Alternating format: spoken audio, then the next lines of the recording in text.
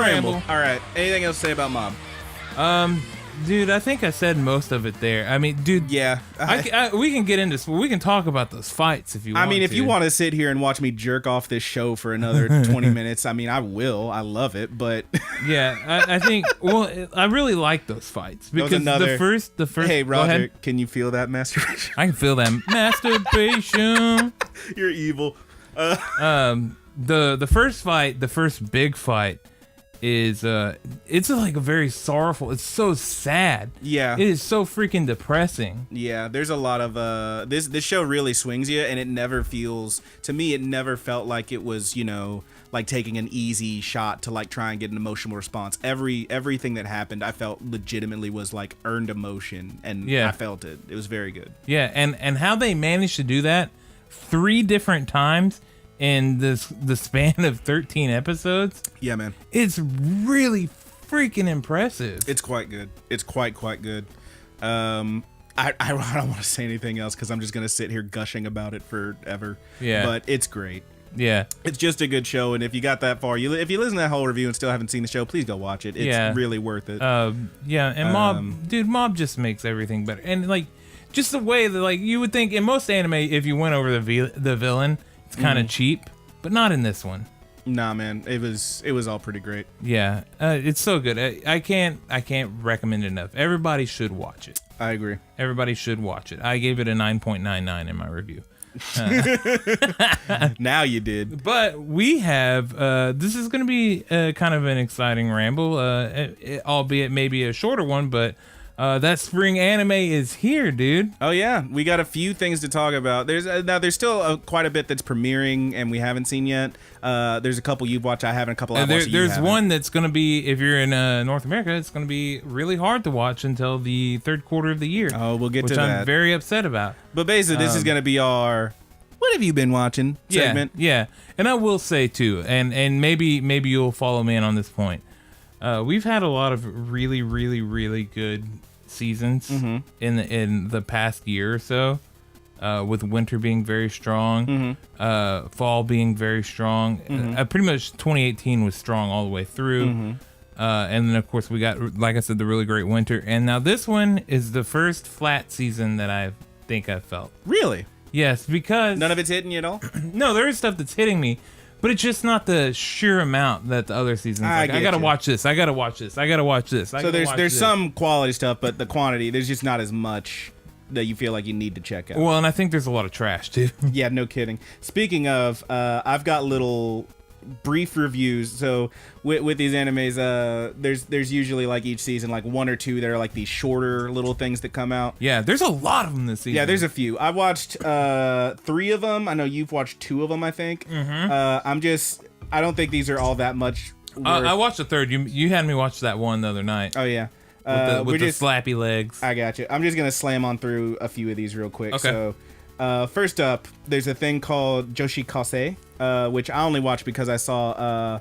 Mother's Basement guy Joff make a tweet about it. He was like, "Oh, this is weird." Is it Joff or is it Jeff? It's Jeff or Joff. I thought it was Jeff. Maybe it is Jeff. Who gives a shit? It's his name. You know, that professional shitbag. Yeah. Yeah, him. He calls himself that, so I can too. It's called Joshi Kase. Here's what I wrote down. It's a weird little 3-minute kink fest for people with schoolgirl fetishes. Skip it, because even if you're into that, there's really nothing interesting, funny, or good happening here. It's just not worth it. It's just weird. It's just weird. It's 3 minutes long. Nobody talks. It's kind of like, there was a mosquito. Yeah, it was just odd. Next thing, here's one that I know we both watched. Nobunaga Teacher's Young Bride. Boy, read the description of this one before you watch it. Yeah, no kidding. I mean, if the title wasn't a bread enough flag, yeah, no apparently kidding. Like it wasn't for me and Brandon. I wasn't even going to tell Brandon that I watched that one. Yeah, I watched it. But then he admitted it, and I was like, dude, I watched it too, and I was very uncomfortable. It was not cool. This one I wrote down. It's an odd little 7-minute trash heap about a sleazy teacher who also happens to be a descendant of the Nobunaga and accidentally releases somehow a time-jumped 14-year-old who's supposed to marry the real Nobunaga. Skip it because it's garbage and she's 14, you fucking sicko. Hold on, I want to talk about that description really quick. Go ahead. Because what does it call it? Like a lighthearted age gap romantic comedy or love story, something like that. No, okay. It says age gap in there. Here's one thing I will say this. So the whole thing is like, I'm not gonna watch any more of this. Yeah. But in that first episode, there's this girl who pops up. He literally like knocks over a teacup or something, and she appears out of it magically in his parents' house. He's there with his parents and his sister, and she's like, "I'm supposed to marry that guy. I'm Nobunaga, blah blah blah blah." And he's like, "Yeah, I'm Nobunaga. I'm supposed to marry you. It's gonna be great. Let's make babies and shit." And he's like, "Oh man, this is great as long as she's 18." And then she goes, "I'm 15." Whoa! And then she says, "Actually, the way you do age now, I'm 14." Whoa! Yeah. And then at the end of it, she gets naked and she lets fuck. And then his mom runs in and slaps him. And It's in fucking this terrible. In this, there's a straight up like censorship face. They do the her censor thing over her freaking bagoo, dude. Like this is atop the hoo-ha, if you will. I mean, I'm like, it's so much. It's one of those, and it's one of those where like it was added in. Like there is a version of this that doesn't have that, which makes it all the more disturbing. I'm like, I really can't say that I'm not curious, but I don't want to see it. But I'm like, did they actually animate something there? They probably did. They draw something out there? Anyway, it's gross and. Everybody's gross. All right. I would like somebody to confirm that via text for me. Gross. All right. You next sick one. Freaks. I got one more of these weird little short ones. We have Amazing Stranger, or as I call it, Sexy Toy Story. Excuse me, Scandalous Toy Story is what I wrote down. This is a strange little 14-minute shitstorm about a fucking incel weirdo who shuns real women because the ones that were in games and anime are already perfect. So why would he want a real woman? True that. Gross. He buys a figure of his favorite anime heroine only to find out she's apparently real. That's basically it. I will point out that most of this show is actually from her perspective, and she don't take no shit from him. Like literally, he picks up this toy and he's like, "Wait a minute, she's posed different because she was just moving. She's alive." And he pokes at it. Well, she's got real skin. Wait a minute, do these clothes come off? At which point she Mega Mans her arm into a gun and starts shooting at him. Okay. It's pretty fucking weird. Probably skip it. I am gonna give it 3. We'll see. Yeah. It's not as gross and disfiguring as the other ones. I'll say that. Character designs are pretty shit for the most part. The actual like little doll character seems okay. She's basically Mega Man, but the dude himself looks like a fucking dipshit with his two-tone hair. I don't know what's going on there. Yeah, I just saw the There's like a little, girl with blue hair. The little the thumbnail for it. Yeah. And the animation, the characters in the thumbnail were like they look kind of shit. Bad. Yeah. They look like an anime drawing. I don't expect to get past episode 3. Like whenever I was in early high school, like that's what my anime characters look like. Wow. It was like I was just learning how to draw them decently. My dude, he had one of those how to draw anime books where everybody's cockeyed. I had that earlier. All right, but that's it for the little baby stuff. I have one more little baby thing. Bring it. This one's called, I told you a little bit about it the other day, Ao-chan Can't Study. Oh, yeah, you did tell me about this. Okay, so this one is about 10 to 12 minutes long, and it follows Ao, or Ao, or however you say her name. There's words. Her father is an erotic manga writer. And he's a fucking And maybe perv. his light novels, too. I don't know. He writes erotic What an stuff. interesting name, Roger. Can you tell Yes. me more about that interesting name? He named her Ao because Ao, the first letter, the A, is for apple. Sure. And then the second letter in her name, O, is for orgy. And she announced that to her class, and it forever ruined her life and her expectations Ostracized, of ever shunned. Yeah, she doesn't want to deal with people. Even if the people want to deal with her, she's like, no, this is just, my life is just too damn embarrassing. And so she is approached in the episode by a guy that they call King of the Normies. Gross. I hate everything about this. And King of the Normies is actually a pretty nice guy. They write him out to be a pretty nice guy. I bet. He'd have to be with a name like King of the Normies. Yeah, I mean, that's just, he's like a perfectly normal guy. Sure. And she wants to tell him that she hates him. So he just no longer talks to her anymore because she does not like the experience of speaking with him. Or anybody. It's not that she actually hates him or anything. She just doesn't want to talk to anybody. She would like to be left alone. Yes. And hey, you want to have a chat? I would prefer not to. So the creepy father who says titties a lot, Tiddies. Now that's something we can agree on. Yeah, that is the proper spelling. Titties. It is hilarious, and it gave me a chuckle. And this is definitely Garbo. Yeah, but I think it's Garbo that I might give the 3 and just see, because I did get a couple of chuckles out of the pervaded nature. It made you laugh. Okay. Yeah. Fair. The titties jokes are pretty fun. But he's trying to, get his daughter to open up to people and maybe experience love with a man. Jesus Christ. So it's hijinks of her father trying to. Oh man, the dad looks at his daughter, puts one hand on her shoulder, and said, "On God, I'm gonna get you laid." Yeah, pretty much. And so that's really she bad, goes to tell King of the Normies that she hates him, and ultimately she can't do it. She gets flustered or whatever. And Dad sneaks in and pops up her top for a booby drop, bra Jesus and everything. Christ. He's just pimping his daughter? King of the Normies. I don't need this. He covers her up. I don't need this. He was like, that was unexpected, and you didn't have to do that. And I would prefer that you not do it, because I think you view better than that. And then he confesses love to her, and that's where the episode ends. Neat. The episode ends of her on the bus like in a daze. I really don't want to watch this weird old pervert man pimp his daughter. Stupid, dude. It's stupid. I really don't need any of that in my life. No, sir. Not in my life, I don't. But I'll give it to 3. I'll give it 3. Now let's talk about some good stuff. Let's talk about some stuff that's a little longer form. The rest of these I think are all going to be like full on 30 minutes actual programs. Yeah, 24 or whatever it is. Yeah. I watched on Hulu, because Hulu's got their whole Funimation thing going. It's the Anime Wars, and they have begun. They have a program that started called Robihachi, or Robihachi? Not sure. Robihachi. One word. This is a pretty interesting show. I'm not really sure how to feel about it. It seemed parts of it seemed kind of flat and weird. I don't know. We'll see. I'll give it the 3 at least. But it's the story of this dude whose name escapes me, because what am I gonna remember this shit? It's like the future something. He's got a spaceship, I think. I don't know. Point is, he comes from a fairly wealthy family. He has since bailed on his wealthy family because he didn't want to live like that. He has made a bunch of investments and or been scammed several times, including one during this first episode.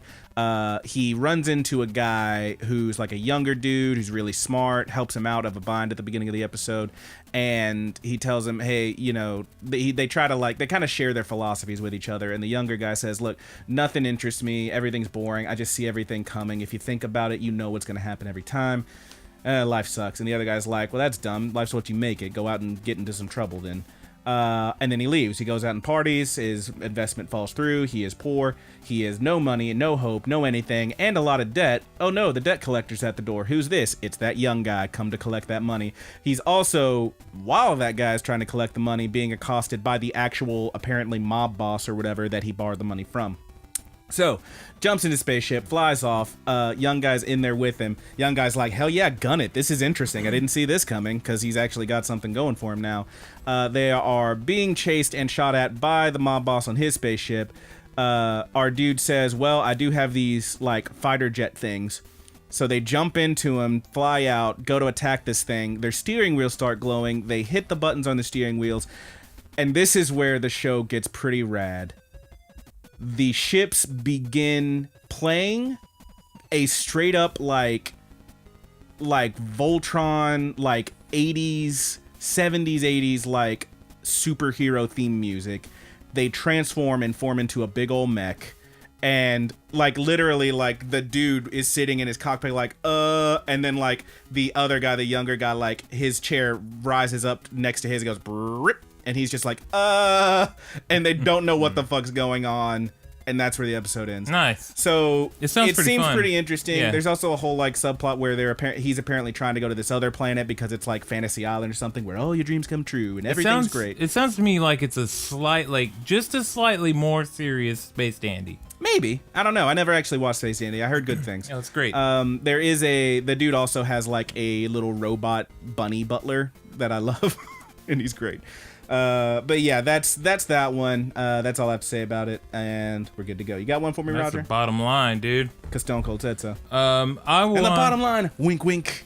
I want to talk about Demon Slayer. Tell me about it, because I haven't watched this one yet. So first, the animation on this, the word that I use to describe it is striking. Yes. It is a blend between 3D CG and 2D. Okay. And the way that it's done and the coloring that they use, it makes it look frame by frame for the most part. I noticed a couple that were like, that's a little weird looking, but I would say that that's very minor. It didn't take anything away from, you know, the shots that were upcoming. Sure. Where it looks straight up like inked manga. Like a comic come to life kind of yes. thing. So, but it's still in movement. You know, it's not like still form like you would see in an animated comic or whatever. Let me ask you something real quick, because I know I've seen it. I don't think you have yet, but it is out on Blu-ray and whatnot now. Have you seen Spider-Man Into the Spider-Verse? I have not yet. Because I would say the same thing about that. It looked like the way they did it all looked very much like a straight up comic book come to life. And this sounds like it's going to be a similar thing, but more of a manga feel than an American comic. Okay, so I have seen what the animation Into the Spider-Verse looks like. Would you say kind of... and that's like more 3D. Mm-hmm. This one's more 2D. Is 2D. But a similar kind of feel.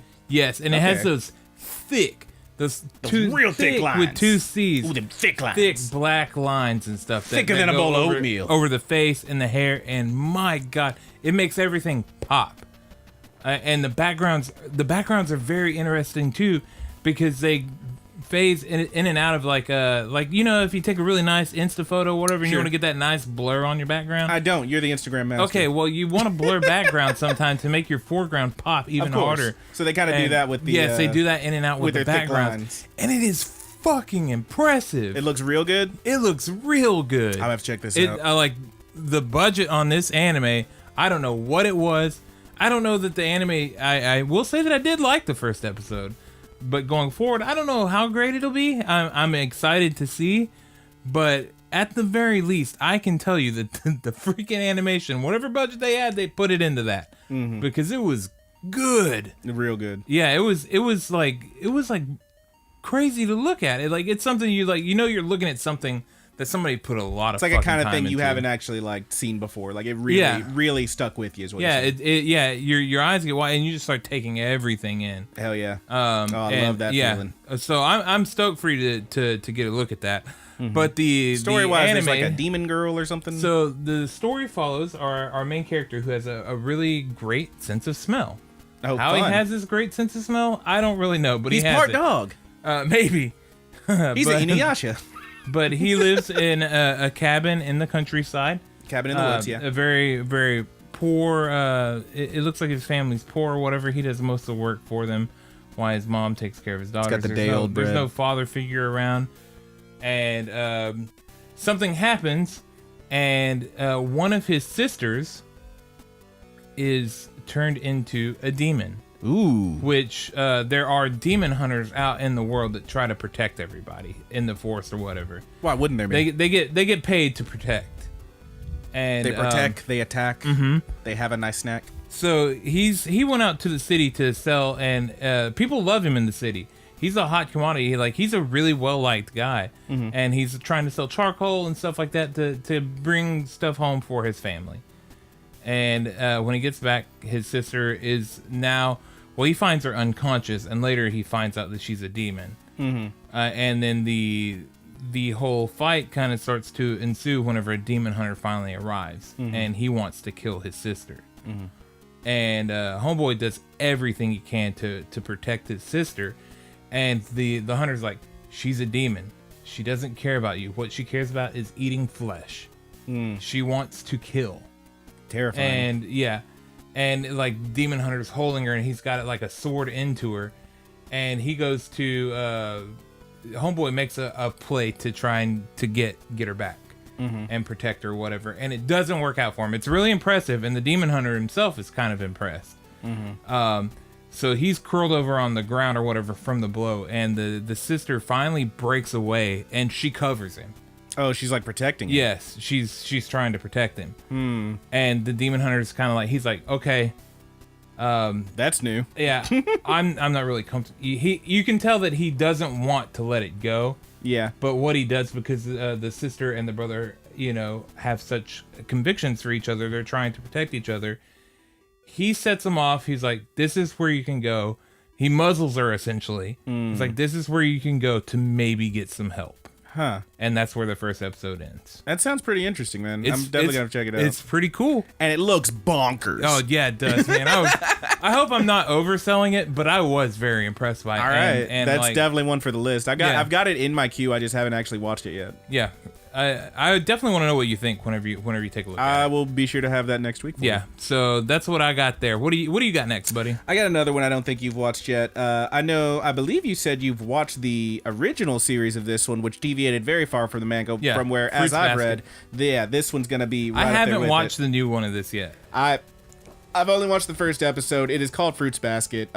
Based on a manga. There was a previous anime series that diverted from the manga pretty heavily and apparently never gave the full story, whereas this one, they intend to give you the full story. If you're not familiar, it is the story of a girl who's in high school, and she ends up like, who cried everyone down the whole world. All right.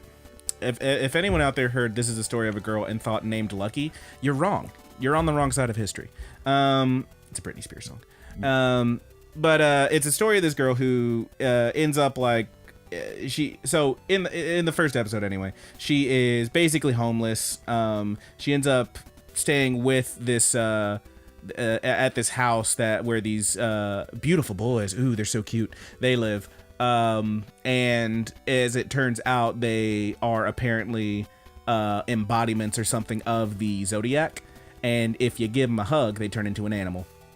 And that's pretty much the start of it. There is a deeper story, I'm sure. I haven't gotten any of it yet, but this first episode was really interesting. I will say this, I can't remember the last time I watched an episode of something and smiled as much as I did, because the show is the animation's quite good. There's a lot of just really cute shit that happens.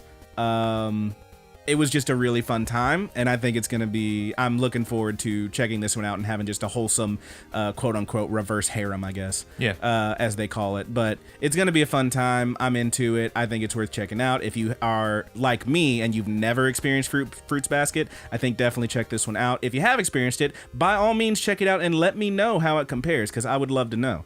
But I'm super into this first episode. I feel like I'm going to end up going all the way with this one. But of course, I'm going to give it the 3 anyway. Yeah, I'm pumped about watching this one. I haven't watched it. This week I had to cover so much freaking wrestling because it was WrestleMania weekend. Oh, baby. And by the time, everything was done by Tuesday. But by the time Tuesday rolled around, I was like, man, I am tired of looking at my TV and soaking in shit. Yeah, no kidding. Unless it's mindless YouTube stuff, then I'm. You just had to step out for a second because it was such a nice day. Go have your salad. I had my good buddies over to play Magic. We had a game night. Can you believe it? I know, it's freaking crazy. Oh, it was really crazy. fun. And then I got super salty at Brandon. You did get super salty because I whipped your monkey ass. You sorry bitch bastard.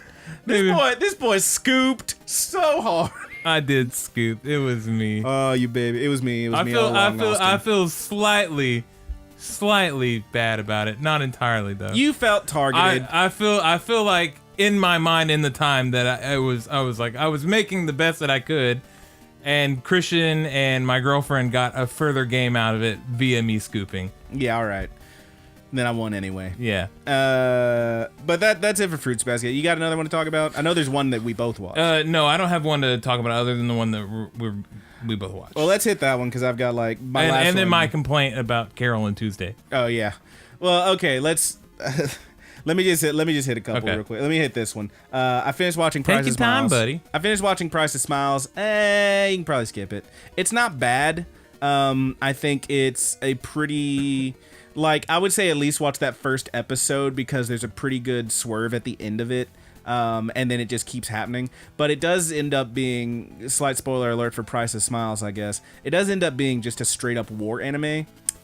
It gets to the point where you can just set your watches to when someone's gonna die, because it'll be like this person's on a train and they're sitting there and they're kind of smiling. They're like, wow, I guess it's gonna be okay. And I'm like, oh man, here come the explosion. And then there's a, what was that? I don't know. Huh? What's going on? And there's a big explosion. And then it cuts back to like the rest of the group that person was with. And they're like, the train was attacked. What are you talking about? Were there any survivors? No. It's like, yeah, no shit. It's a war anime. Everyone's gonna die. It's gonna be really sad. I feel like a lot of it. So I often say on here that like when an emotional beat hits and it doesn't feel forced, it feels genuine, then that's like really good. You know, you really feel those emotional beats. This one felt like it was going for a lot of. There were moments that just felt like cheap ones. It was like, I don't know if you've really earned this. It went full Walking Dead. Yeah, maybe. There were moments that just were supposed to be very heavy and hitting and just kind of felt, all right, another one bites the dust. Also, the ending of it, I won't talk about it all. Suffice to say that I thought it was kind of cheap.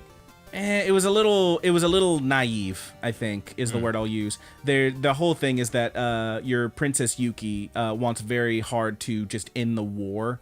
Her plan for doing so is a good first step, I would say, but that ain't how any of this would work in real life, I don't think.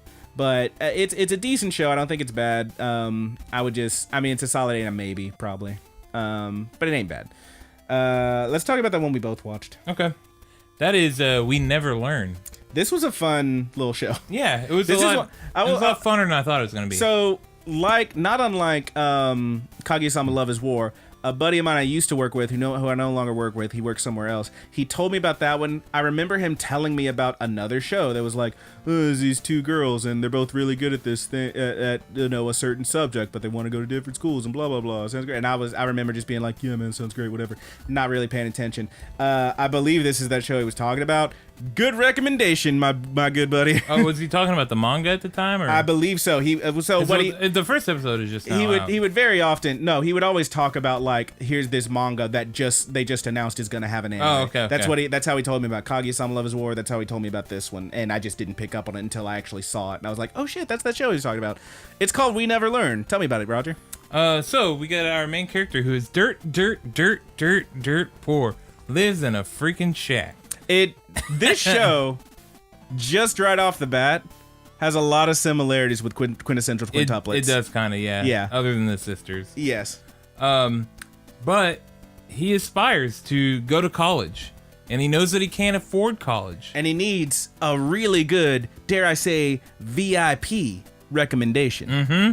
And how's he going to get that, Roger? He's going to get it because there is this program in which you can become a tutor, and your guy is not terribly smart or anything, but he works really hard. Yes, he's your everyday student. He's a real hardcore studier. Mm-hmm. Like he's not intrinsically good at anything. He puts that time in. He puts in the work, and damn right. Yeah, and so he learns that there are these two geniuses in school. They call them geniuses. Yes, they're the genius. There's I can't remember the little tags that both of them had. One of them was the Thumbelina of mathematics or something. Yeah, and she's brilliant. She's so good at math. She doesn't even. It's like, oh, you're gonna show your work? Well, I just looked at this giant equation that took up the whole board, and I just knew the answer. She's basically Matt Damon from. Yeah. From the other one's like the Sleeping Beauty in the Literary Force or something that. And she's excellent at writing and poetry and all things of that nature. Now. What's the name? Roger, what's the name of that fucking movie? I can't think of. Which one? The Matt Damon movie where he solves the big problem on the board and he's a genius. Robin Williams in it. Flubber? No, it's the. You like them apples? You like apples? How about them apples? Flubber? It's not Flubber. It's like finding some. I'm gonna feel like a fucking idiot. Okay. While you look it up, I'll continue on. It's like finding something. So we got the two geniuses, and they are actually the students that he will be tutoring. Because the school does not want them to look bad. Because they want to go to college. Goodwill Hunting. Jesus Christ, I'm so bad. They want to go to colleges, but not to ones for the profession that they're good at. That people say that they should go. I'm very good at math. Well, where do you want to go to school? I want to go to the literary school. What? Yep. Why? You're shit at that. Yeah, I know, but I want to go there. So same thing with the other one. Yep. Wants to go to the So sciences. to keep their marks and make the school look good, they have set up a VIP program for students to tutor these girls into the subjects and help them to get into the... And every tutor they've ever had has just run out on them, can't take it. Oh my God, these kids, how do I reach these kids? Well, and there's always the suggestion that the girls get upset because they say, you should just go to the opposite schools. Where you're good at. Do what you're good at. They don't want to. And I feel that sucks. That's a sucky thing to do to somebody. And it's interesting because that's one that I was looking at and I was like, well, yeah, why don't you just go to the school you're good at? And they're like, well, you actually find out in that first episode, they have their reasons. Yeah. They're, more heartfelt, more personal reasons for wanting to do these things, but they are reasons and they make a lot of sense. Yeah.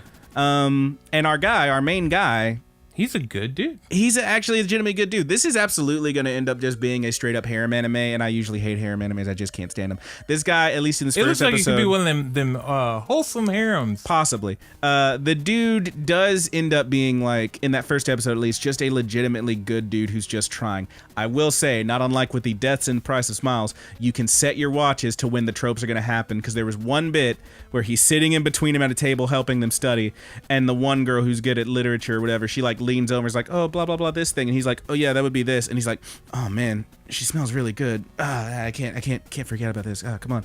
And then I'm like, oh, no, the other one's going to lean in. Here come the titty push. Yeah. And she just like, hey, can you help me with this problem? Homegirl is stacked. She do got titties.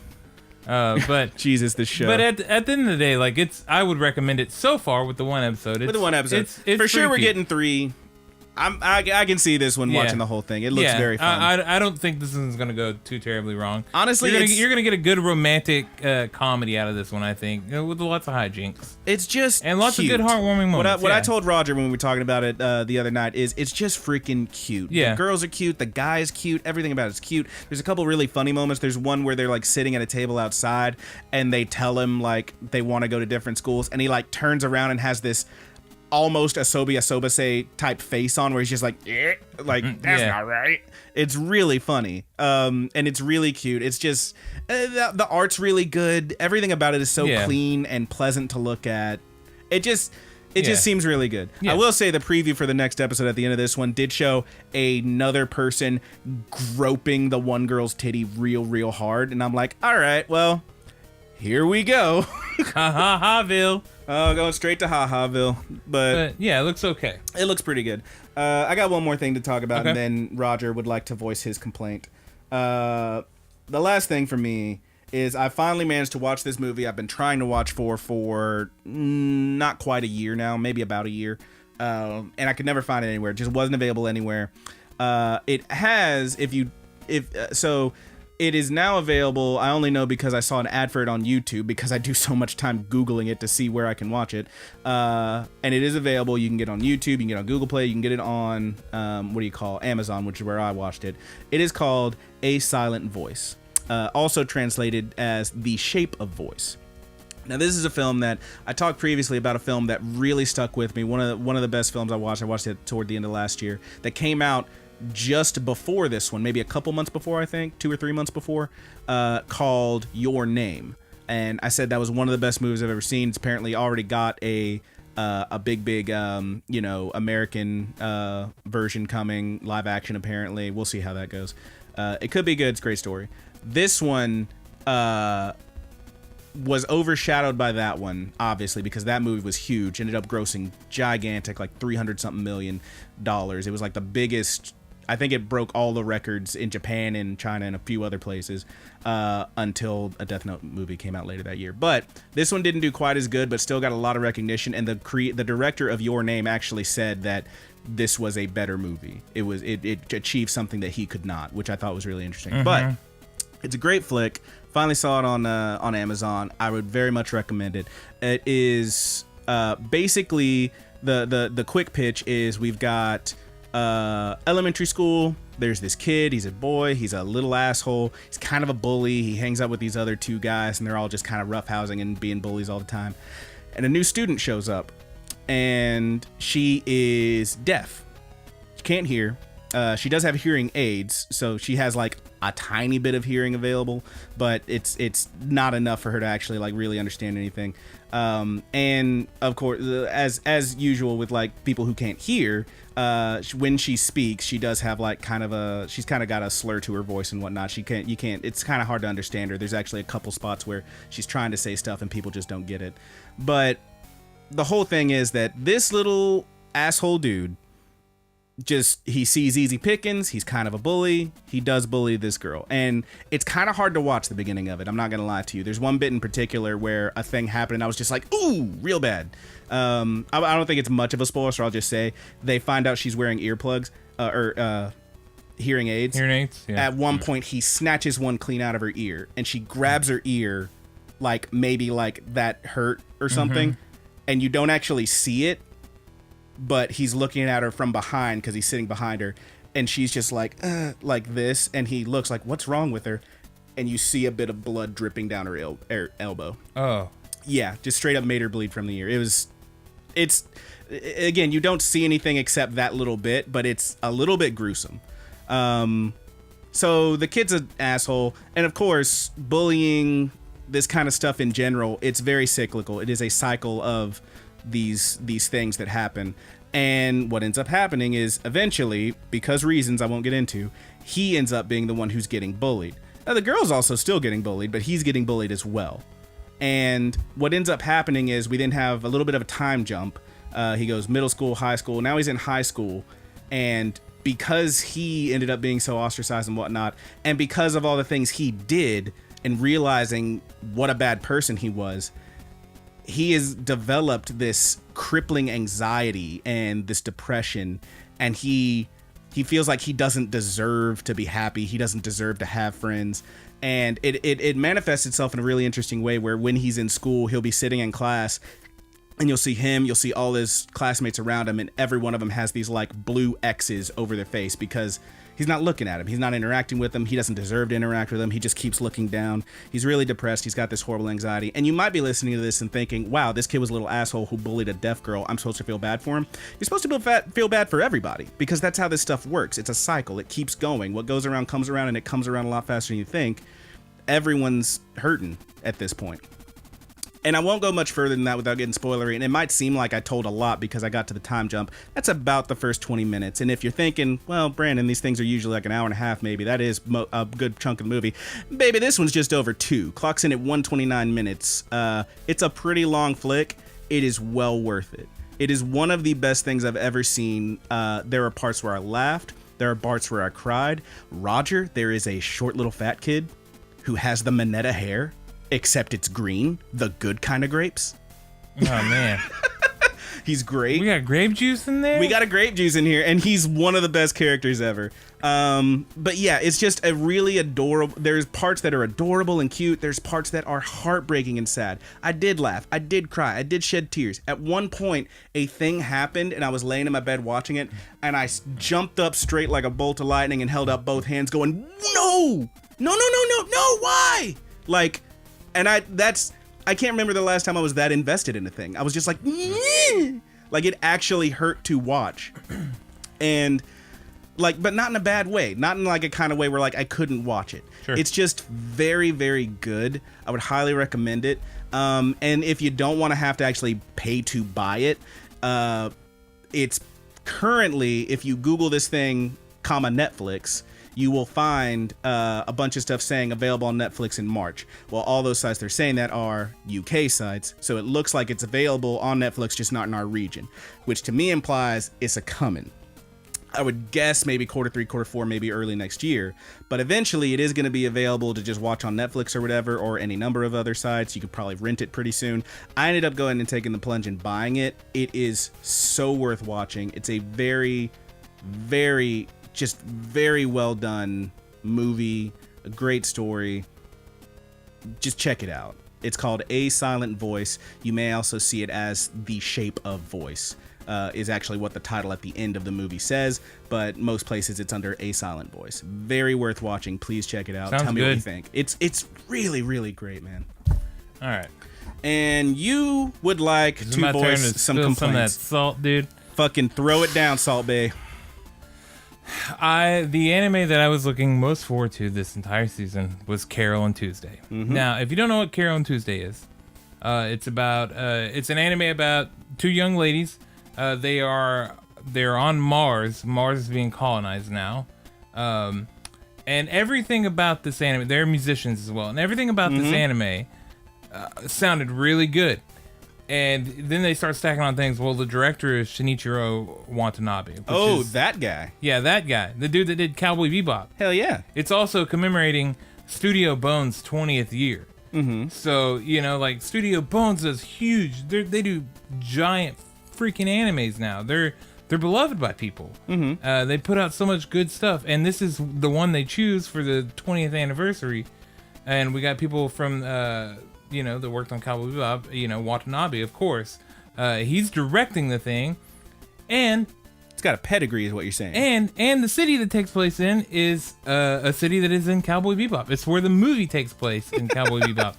And I'm like, oh my god, this anime is gonna be so freaking incredible. It's got everything. I'm rad. a musician myself, yeah. So whenever stuff like that comes out, I'm all about it. I love checking stuff like this out, and it's spring. A nice spring anime. This is a damn Netflix anime. It's in Netflix prison. We ain't gonna see it till... Quarter three. Round about... October. Probably, yeah, September, October, somewhere in there. That sucks, dude. That is a bummer. I'm so fucking upset about it. I'm probably gonna go watch it elsewhere. I have Netflix. Yeah. I pay for the damn thing. It's a Netflix anime. Why shouldn't I be able to watch this now? I don't want to wait. I don't care if it's dubbed or subbed. I just want to watch it. Yeah. Why does Netflix make us wait for a dub? Well, because they're Netflix. Yeah. Also, most people aren't even going to know what this is or hear about it until Netflix throws it up. So, I mean, I knew what it was. Yeah, I know you did. I want to watch it bad. But if anybody was excited for it and they're looking for Carol on Tuesday for whenever it pops out, it's a Netflix anime. So it's not coming here until way later in the year, though it is airing currently in Japan. So if you have another way of watching it, I can't advocate for anything, but we're not saying I would probably explore my options to. We're not telling you to raise the sail and jump upon the high seas, but if you do, yeah, no one's blaming Kiss you. anime is a thing, so. I have Netflix. I'm gonna check it out either way. I want to watch this anime. This show brought to you by Kiss Anime. It sucks too because I was like, okay, this is a definite high contender. It's something that I know that me and Brandon will both probably like. Yeah. And it's gonna make for an excellent review on the show. And now, like, we can either watch it and people question where we watched it, or we can wait until the third part of the year, sometime late quarter 3. Yeah, that's Sucks. toughy. I don't know, man. It's kind of a tough one. I'll let you know if I find anything great. Okay. I'll keep you informed. I'll be sure to keep you informed, good buddies, because I'm gonna find my way to watch. If you think that I'm waiting all that time just for them to dub it, nah. I'm watching this anime. Oh, my dude. And I mean, we're getting like full musical performances in this anime and stuff too. That, the only thing that would really bum me out is if they, so when I watched Beck Mongolian Chop Squad, I was very impressed that they actually dubbed all the songs and stuff, because that makes perfect sense to me. And yet when I watched the dub of Zombieland Saga, I was pretty bummed out that they didn't dub all the songs. Mm-hmm. That really bummed me out. So the musicians that are playing that are doing the songwriting portion, song playing, stage portion of the show, I don't know if they're going to be the full voice actors or not, but they are musicians they're English speaking. Oh, so you're saying it's probably looking like the songs are going to be in English. Okay. Maybe they're bilingual. They speak speak Japanese as well. All right, but that was going to be my question. That was so with but they're English speaking musicians. Like with Mongolian Chop Squad, the songs were in English, but then if you watch the dub, they are also in English, but dubbed. They actually did sing them. So are they gonna have the voice actors in English sing them as well? Is my question. If they do, I think they're gonna stay. I mean, they for the run or whatever, they have entirely different people for the music. Okay. So I'm assuming they're going to keep that. All right. It sounds really cool, man. We might not see it for a while, but I mean, I know you will. You'll find it somewhere. I was really upset about it it, though. So many viruses on your computer. I don't care. I think they're going to go on my PlayStation. Oh, no. Oh, no. Well, we got anything else to talk about, big boy? You got any anime news? You got You got any anime news? Anything important? Not really. I did see a thing about they announced some of the cast for the live action Cowboy Bebop for Netflix. Oh yeah. John Cho was the big name as Spike. Oh yeah, I did see that. Yeah. Honestly, I don't remember the other two, and I feel bad about that. I did also see a thing unconfirmed. I could only find there was a thing on Twitter where someone talked about it, and it blew up and got a bunch of stuff. But then if you actually look at it, the thing they cited as the source was like a blog, and it didn't have, there was like no other like solid credible sources talking about this at all. So maybe I'll do some more research and see if there's anything now. But there was a thing going around saying that Ein in the film will not be a corgi. What? Yes, but will be a what was it? A collie, I believe, or something like that. It's close. Something like that. And it was like, it was some other dog. Point is, it's a different breed, and like Ein's so iconic. It's a bunch of people were bummed out. Like one of the Australian collies or something like that with the big mane, like Lassie. Maybe, but people were really bummed out because like Ein's such an iconic character in that show. This dog who's a genius and a corgi, a beautiful little Welsh corgi. So people were up in arms, but also it seems like the kind of thing that looks like bullshit. Yeah. The big note from it was there was one paragraph in there that was like, the decision was made fully because one of the people working on it just really likes this breed, and it's like, okay, that does sound like bullshit. Yeah.